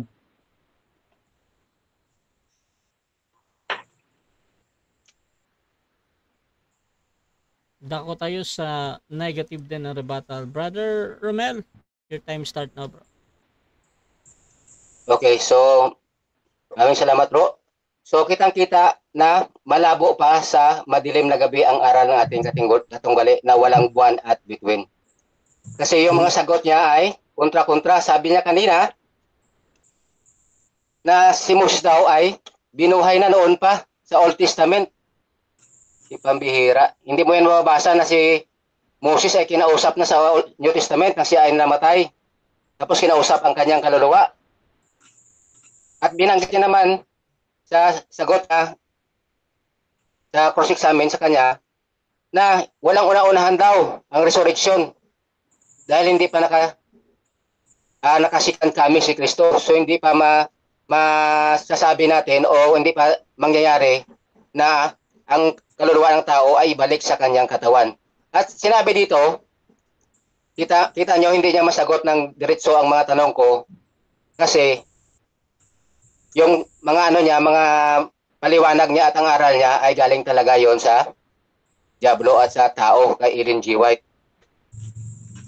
Sabi dito ni Kristo sa magnanakaw, ngayon din isasama kita sa aking paraiso. So ano bang isasama ni Kristo? Ang katawang lupa o ang kanyang kaluluwa? Sabi niya kanina, hindi naman binuhay ni Kristo yung magnanakaw. Hindi nga, kasi hindi pa dumating yung pagbubuhay maguli. Sa second coming pa yon. So binanggit dito na dadalhin niya sa paraiso, hindi yung katawang lupa, hindi yung pinangakuan niyang katawang lupa. Ang sinabihan niya, dadalhin niya sa paraiso, yung kaluluwa ng magnanakaw na sumampalataya sa kanya doon mismo sa cross. So, windang-windang ang sagot niya at mga paliwanag niya. Siya mismo ang kumukontra sa kanyang sarili. So, tama ang mga talata na ibinigay niya, pero mali yung mga unawa niya. Kahit nga sa meaning ng death, hindi niya alam, hindi sa kanina nagbigay kung anong ibig sabihin ng physical death, at hindi niya rin alam na dalawang klase pala binanggit na kamatayan sa Biblia, mayroong physical death at spiritual death. Ibig sabihin ng death, separation. Ang physical death, separation po ito mula sa physical, sa katawang lupa. Yun ang tinatawag na physical death. Ang spiritual death, binanggit ko kanina, ay yung separation mula sa langit, sa Diyos. Dahil siya ay pupunta sa dagat-dagatang apoy. Separation, tinatawag na second death. So, ang body and soul and spirit sa 1 Thessalonians 5:23, bakit nilagyan ang bawat isa sa gitna nila may division na salitang and, conjunction. At kinumbine sila sa isang phrase lang or statement. So, ibig sabihin, hindi pwede na ang body ay tawagin mong kaluluwa. Hindi rin pwede tawagin mong kaluluwa na espiritu or body. Kasi iba yung body, iba yung kaluluwa, iba yung espiritu. Yung bumabalik sa Diyos pag namatay ang tao, ang espiritu, consciousness yun. Yung discerning natin. Ma-discern natin yung tama at mali. Pero yung soul, yun ang nakakaramdam, yung may 5 senses. Nasasaktan, nakakarinig. Yan ang soul. Kasi pag ang tao ay namatay na, so ang katawan, wala nang kwenta yun. Kasi wala nang kaluluwa. Kaya nga ini-increment na lang yan ng mga family kung minsan. Kasi ang kaluluwa wala na dyan eh. Ang kaluluwa ay doon na sa kabilang buhay. Ang na lang sa kanila yung katawang lupa. So dito mababasa natin sa Luke chapter 16, 19-31, hindi po ito parabol. Palusot lang yan ng mga kulto po. Palusot yan ng dyablo upang linlangin ang tao. Napaklaro po dito na pag si Kristo nagsasalita ng parabol, nagbibigay siya po ng kumbaga malalaman natin na parabol kasi may ginagamit siya na katulad nito. Ang karihan ng langit ay katulad nito. Dito sabi dito, there was a certain rich man and there was a certain beggar named Lazarus. At si Abraham nandito pa. Ilang libong taon na ito na nakalipas mula sa Old Testament na namatay si Abraham. So nakausap pa dito ni Lazaro at ng rich man sa kabilang buhay. So dito sa verse 23 sa book of Luke chapter 16, 23, nang namatay dito yung rich man, nasa 22, nang namatay ang rich man, inilibing yung kanyang katawang lupa. Ano ba ang inilibing sa lupa? Yung katawang lupa, ang physical, hindi inilibing kasama yung kanyang kaluluwa. Sinabi dito, inilibing ang kanyang katawang lupa kasama ang kanyang kaluluwa. Wala po. Ang sabi dito, nang namatay ang rich man and was buried, sa 23, and in hell he lift up his eyes and being in torments and set Abraham afar off and Lazarus in his bosom. So nag-separate. Tama ang binigyan natin kanina na meaning sa James 2:26. Ang physical death pala ay separation po ito ng kanyang kaluluwa sa kanyang katawang lupa. So ganoon din dito ang nangyari sa binanggit dito sa Luke chapter 16. Binanggit ni Kristo, siya ay nagtestimony sa nangyari na sa mga nakalipas, sa mga taong sumampalataya at hindi sumampalataya. Baka sinabi niya na may impyerno at may langit, hindi po ito parabol. Ginagamit ito ng dyablo at ng mga kampo niya na parabol para ang tao ay linlangin. Na wala palang impyerno, parabol lang yun. Hindi yun totoo. Wala palang kamatayan, hindi yun totoo. So, maliwanag dito na nag-spirit yung katawang lupa niya at ang kanyang kaluluwa. Kasi yung katawang lupa niya, buried, inilibing. And in hell, he lift up his eyes. Yung anong pumunta at nadilat ang mata sa impyerno, yung kaluluwa. Kasi yung katawang lupa, naiwan sa lupa. Barid nga eh. Nabarid. Inilibing. So napakaklaro dito. So hindi niya ito magigiba yung mga presentasyon natin kasi walang backbone ang aral ng Diablo. Hindi yung titindig sa katotohanan sa aral ng ating Panginoong Jesucristo sa Diyos. So ang body and soul and spirit, so hindi ito kayang i-reconcile. Ano bang ibig sabihin ng spirit? Ano bang ibig sabihin ng soul? Ano bang ibig sabihin ng body? O ano bang ibig sabihin ng death? Hindi niya kayang ibigay kanina eh. Hindi nga humingi ako sa kanya ng meaning, hindi niya kayang ibigay. So ganoon din sa dictionary. Hindi yan nila ma-explain kasi ang nagsulat sa dictionary hindi naman save, hindi naman ligtas, walang wisdom spiritually. Wala silang heavenly wisdom. So hindi nila maunawaan. Ganoon din si kapatid na Ruben ng SDA. Hindi niya ma-explain ng mabuti ito kung ano ibig sabihin ng kamatayan or death. Kasi wala siyang heavenly wisdom. Hindi niya alam. Ang alam niya lang ay natutulog. So kung natutulog po, alam natin natutulog, anytime magising mo yan. Pag natutulog, minsan niya, humihilik pa yan eh. Pero pag patay na, hindi mo yan marinig na humihilik pa. Hindi mo yan magigising. Kasi patay ang katawan. Pero yung kaluluwa, wala na dito, present na sa kay Lord. O ang mga hindi na ligtas, doon na sa tinatawag na judgment. Sabi sa Hebrews 9:27, after death, the judgment. So binigyan niya pa ito ng mga ibang meaning. Napakaklaro na po ito. Hindi mo na ito kailangan i-interpret pa. So kailangan binigyan pa ng meaning para matwist yung tamang aral ng Panginoon. Tamang salita na.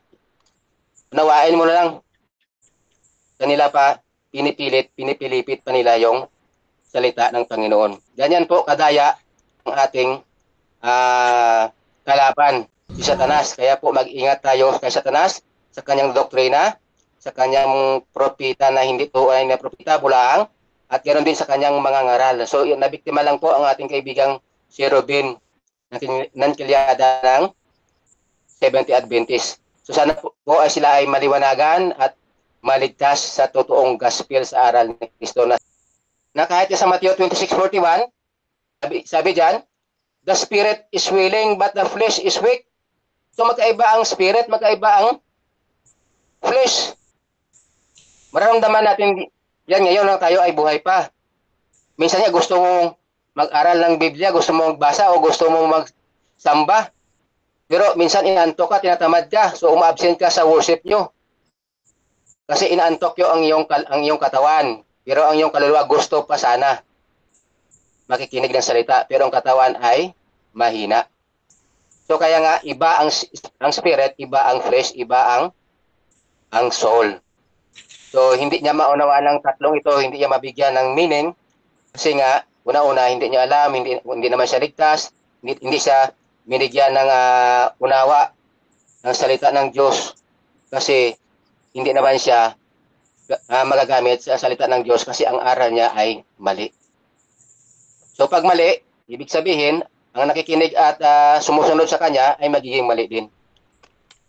So ganoon din sa Colossians chapter 2 verse 5, sabi diyan, kung tayo ay absent na sa ating flesh, present na tayo kay Lord. So napakaraming verse po dito.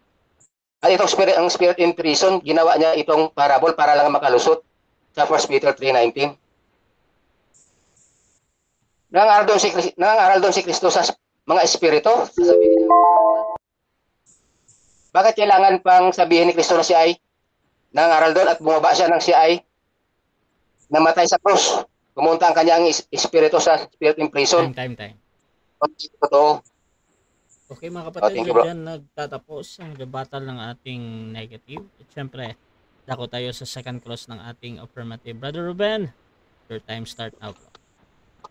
Okay, thank you. Sabi mo kanina na pag parable, dapat may salitang katulad nito. Ngayon ang tanong, kapag lahat ba ng parable ay dapat may salitang katulad nito? Yes or no? Dalawa po. May katulad nito or in-example or may pangalan. Walang pangalan. Pag may pangalan, hindi po yun parable. Okay. Ngayon, unawa niyo ang mali. Ngayon yung sinabi ni Kristo na pag kayo may pananampalataya, ay kaya niyong palipatin yung bundok parabol o hindi? So yan ay, alam naman natin na inalimbawa niya ang ating pananampalataya. Ibig sabihin, ang pananampalataya natin kung ikaw ay faithful sa kanya, nanalig sa kanya. Mr. Moderator, objection. Bro. Ang tanong ko ay categorical. Parabol ba yan o hindi? Yun mo lang Parabol sagutin mo. or hindi, Bro Romel? So parabol kasi walang pangalan. Proceed. Kasi binanggit ko na kanina ang isang patandaan, hindi lang sinabi na katulad, may pangalan ang hindi parabol. Pero pag parabol, walang pangalan na binabanggit. Walang pangalan. Kasi Okay. halimbawa lang yun, walang pangalan. Okay, ngayon, yung nasa bosom ni Abraham, yung si Lazarus, yung namatay na mahirap, parabol ba yun o literal? Categorical? Literal yan. Hindi yan parabol. Yan ay totoo nangyari kasi si Kristo mismo ang nagkwento, binagyan niya ng pangalan, si Lazarus at si Abraham. Okay. Sabi sa Biblia, sa Genesis, si Abraham ay namatay at inilibing sa Makpila. Ang tanong, si Lazarus ba ay nandoon din sa libingan ni Abraham sa kanyang sinapupunan? Yes or no? No, kasi hindi naman katawang lupa ang pinag-usapan dito. Ang nandoon sa paradise o sa Abraham's bosom kasi magkasama na sila doon sa kaluluwa, hindi yon sa physical. Kasi iba namatay sa ibang lugar, kahit sa ibang nasyon ka pa namatay. Pag ang kaluluwa mo at kaluluwa ni Abraham ay pareho na naligtas sa langit, ibig sabihin magkikita-kita kayo doon. Hindi yon basihan kung saan namatay ang iyong katawang lupa. Ang issue po dito ay kaluluwa. Saan mababasa na yung kaluluwa ni Abraham ay pumunta sa langit? Pakibigay ng talata. Okay. So, dito sa 2 Corinthians 12, 2 hanggang 4, so sabi dito ni Kristo na ang paradise ay caught up to the third heaven. So, si Abraham andon sa paradise. So, nang si Kristo ay bumalik sa langit, dinala niya na ang paradise sa langit. Ibig sabihin, si Abraham ay umakyat na sa langit. Wala nang paradise. Dinala na sa langit. 2 Corinthians 12, 2 and 4. Sa binasa mo sa 2 Corinto 12, 2 and 4, and 7, mababasa ba dyan si Abraham? Yes or no? Hindi mabasa ang pangalan niya isa-isa kasi lahat sila nandoon sa Abraham's bosom sa paradise ay caught up into third heaven. Ibig sabihin, caught up ang paradise, kasama sila lahat na nandoon. So, dahil hindi mababasa, guni-guni mo lang yan na nandoon si Abraham. Yes or no? No, ikaw ang guni-guni. Kasi klaro nabasa na si Abraham, nasa Abraham's bosom, ibig sabihin paradise, so caught up into third heaven. So saan ba si Abraham? Nasa paradise dati. So, dinala na ni Kristo sa langit ang paradise. Ibig sabihin kasama si Abraham. Hindi yun guni-guni. Nababasa po natin yan word for word. Na caught up into third heaven. Ang paradise. Hinahanapan nga kita kung nasaan dyan si Abraham. Salaysay ito ni Pablo eh. Ngayon, pilit mong ipinapasok si Abraham. Si Abraham ba ay nariyan o wala sa talatang ginamit mo? Categorical, nariyan o wala? Andyan kasi ang lugar na dinala ng Diyos sa langit, ang lugar mismo na nandoon sila sa Rosa si Abraham sa paradise. So ibig sabihin, lahat sila, si Abraham, si Moses, Elijah, si Lazarus, at mga sinaulang tao na namatay na mga sumampalataya sa Diyos. Yung mga pangalan okay. Yung mga pangalan na sinasabi mo ngayon, mababasa ba sa talatang yan o hindi mababasa? Categorical. Hindi siya mababasa pero ang binanggit diyan na dinala na sa langit ang paradise. So sino ang nasa loob ng paradise? Yung mga espiritong namatay sa lupa, yung katawan, yung mga kaluluwa nila, doon sa spirit in prison, sa paradise. So, ang naipako na si Kristo sa cross, tapos na ang pagbayad niya pa upang tayo ay makadiretso sa langit. Kaya, pinuntahan niya ito agad sa paradise, sa ilalim ng lupa, at dinala into third heaven, sa langit na po. Ang mga binanggit ko na pangalan, nasa langit na, dinala sila kasama ng paradise. Ngayon, sabi mo kanina, ang paradise o ang langit at impyerno magkalapit dati. Sa mababasa yon na magkalapit? Ito ang sabi ko, ang Abraham's bosom sa paradise at impyerno magkalapit, hindi yung ang langit magkalapit. Ang langit na sa taas yun. Yung impyerno dito sa ilalim ng mundo, sa gitna, Isaiah 14 verse 9. Yung Abraham's bosom, magkatabi sila noon kasi hindi pa sila pwede umakyat sa langit kasi nga hindi pa naipako si Kristo sa cross. Sabi ni Kristo sa John 14:6, ako ang daan papuntang langit, walang tao makakakyat sa aking Ama sa langit kundi sa pamamagitan ko. Okay. Sabi mo ngayon, noong si Kristo ay hindi pa umakyat sa langit, wala pang nakakakyat sa langit. Time na. Okay, so dyan nagtatapos mga kapatid ang ating second clause ng affirmative sa negative. At syempre, dako tayo sa final conclusion. Mauna dito si Brother Romel ng Baptist bilang negatibo na magbabakasyon. Mali naman yung... Teka bro.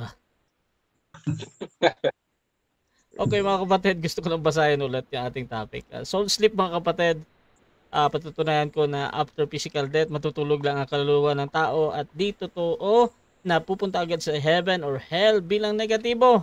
Brother Romel Baklas ng Baptist, your time start. Thank you bro. So mga kaibigan, mga kapatid, so kitang-kita natin ngayon na durog ang aral ng ating katunggali. Ang aral ng Diablo ay gusto ng Diablo pasinungalingan ang aral ni Kristo. Ito aral ito ni Kristo, sinabi niya na namatay ang bigar na si Lazaro at namatay din ang rich man, pero ayaw niyang tanggapin, parabol daw. So ibig sabihin ang langit parabol din daw. Hindi yun totoo, ibig sabihin walang langit. Ang impyerno, lake of fire, parabol din daw. So ibig sabihin walang impyerno, walang lake of fire. So ang ibig sabihin ng Diablo, sige, gagawa ka ng krimen, kasalanan, ng gusto mo kasi parabol lang naman ang langit at impyerno, hindi yun totoo. Napakalinaw na isa itong malaking panlilinlang sa ating mga minamahal na mga kapatid natin.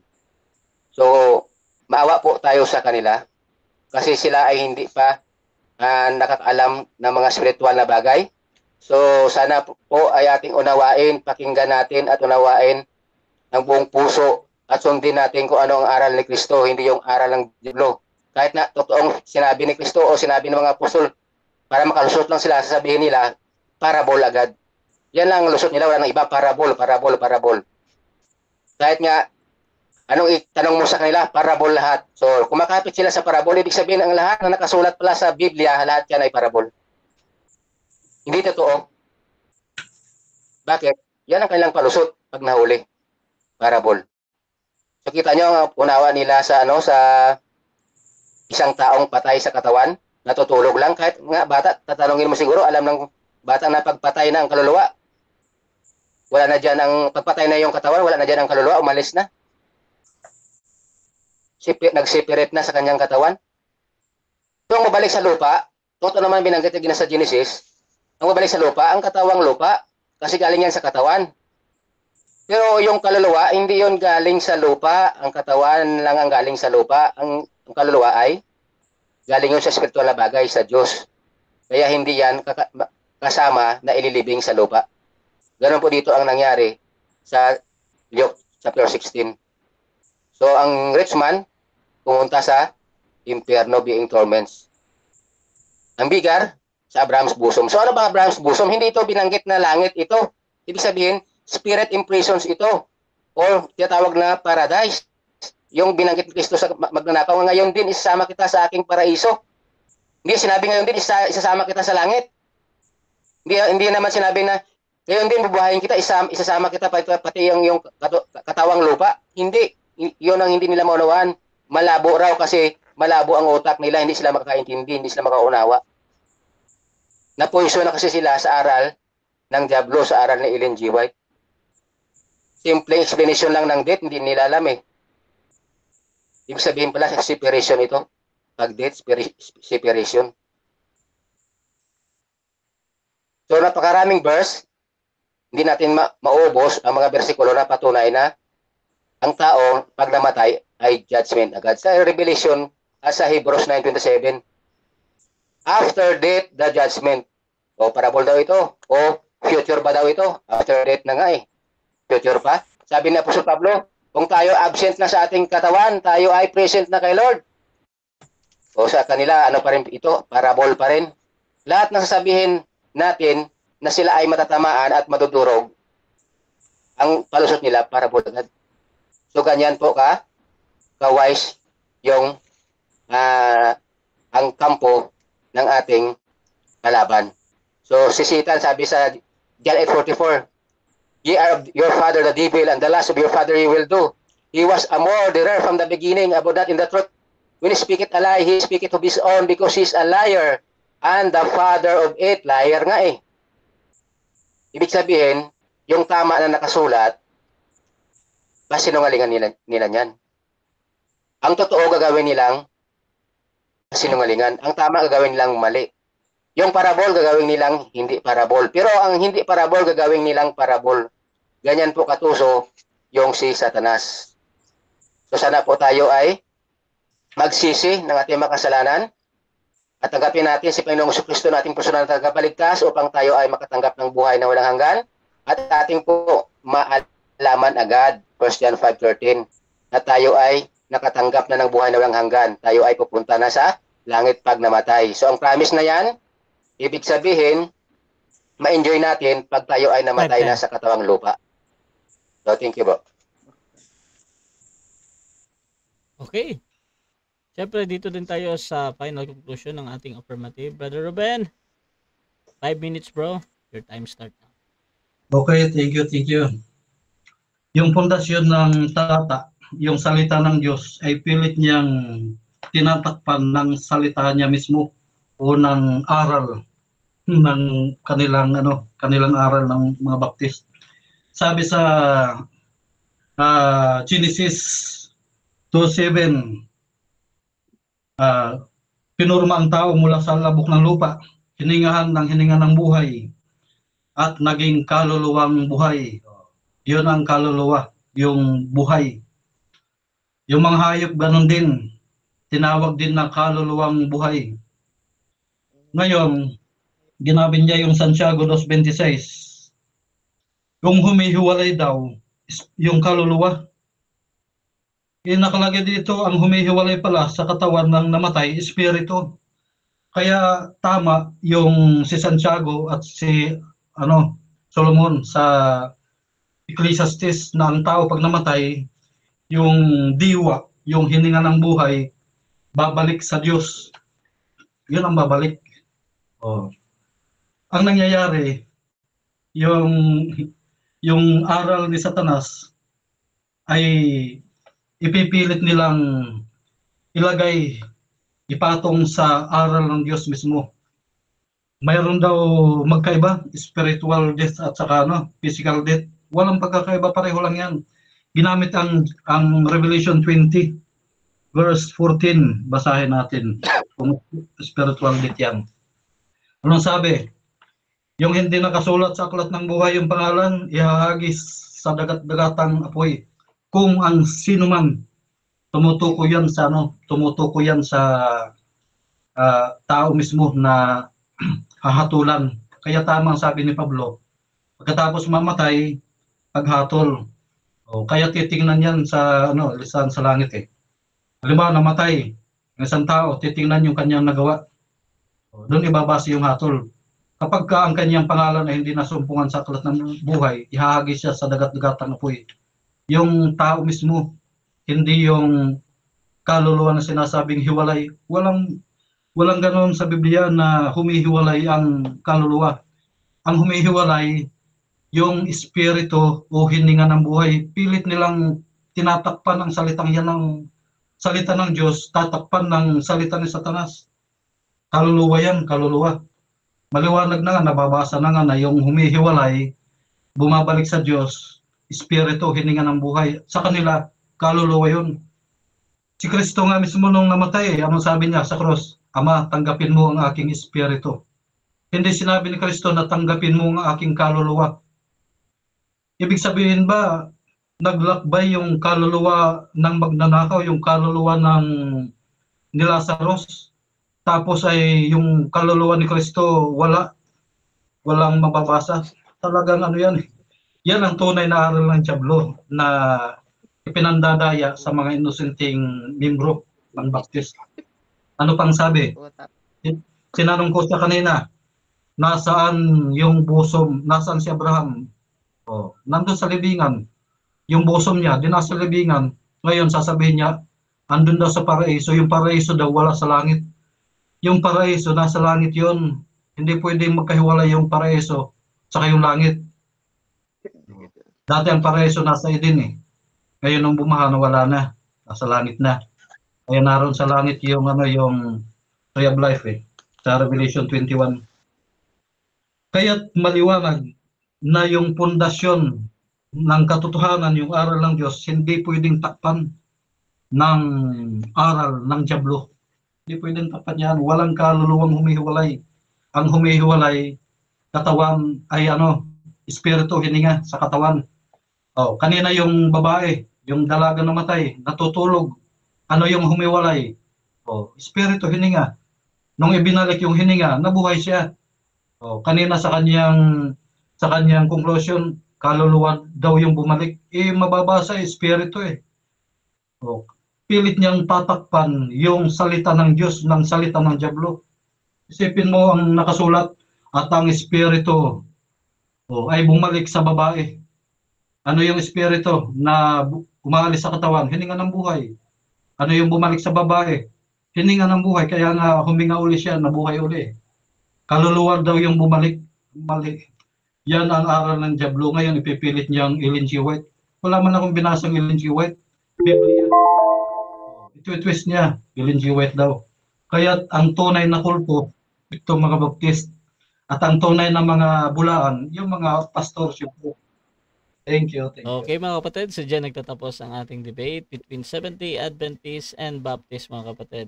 So bago natin i-end yung ating live, gusto ko muna silang bigyan ng time magpasalamat sa ating mga manonood at makakapanood pa nito. Ngayon natin si Brother Ruben, bro. Salamat po muna, bro. Okay, maraming salamat po sa lahat ng mga nanood at sa ating mga kapatiran. Ito ay debate lamang po. At comparative study. Tayo po yung mag-study sa ating mga tahanan. Maraming salamat sa Russia TV at sa ating magaling at mabait na moderator at sa ating kalaban kay Brother Romel Baklas. Salamat din. At sa ating mga kaibigan dyan, yung mga best friend natin dyan, sila Norman De Jesus, si Elmer Chavez, yun mga best friend natin dyan. At si Amlon, best friend din natin yan. Magandang gabi sa inyo. At sa ating kapatiran sa Seventh-day Adventist at sa Biblical Ministry, sa ABM, magandang gabi din sa inyo. Mabuhay kayong lahat at ang kalulhatian ng Panginoon ang siyang sa ating lahat. Salamat po. At pasalamat din, Brother Romel. Ruben, sa lahat ng binanggit mo kayo, nag-open cam ka, wala akong may naunawaan, choppy lahat. Pero magandang gabi sa lahat uli. Maraming salamat kay Bro Russia sa patas na pag-moderate. Maraming salamat kay Bro Ruben sa time niya na ibinigay. At maraming salamat sa Panginoong Jesucristo na nagligtas sa ating sa kanya. Maraming salamat sa Diyos dahil kung wala ang Panginoon, wala tayong magagawa. So maraming salamat at sa gabing ito natapos ang ating friendly discussion at sana po tayo po ay patuloy na magsihasat ng tinatawag na aral ng Diyos dito sa Biblia. So maraming salamat uli at God bless sa ating lahat.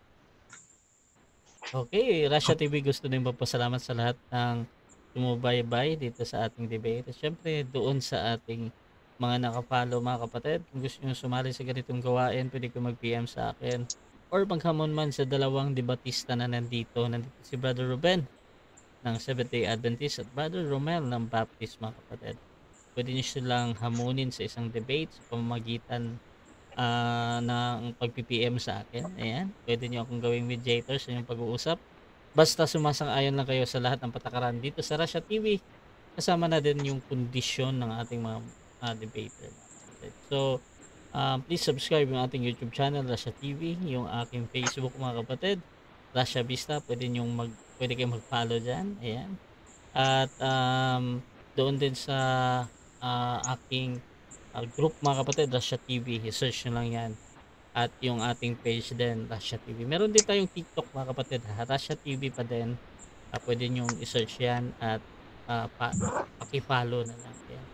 So, mga kapatid, dito na nagtatapos. Maraming salamat. This is Admin Russia ng Russia TV and we're out. Bro Russia, bukas po na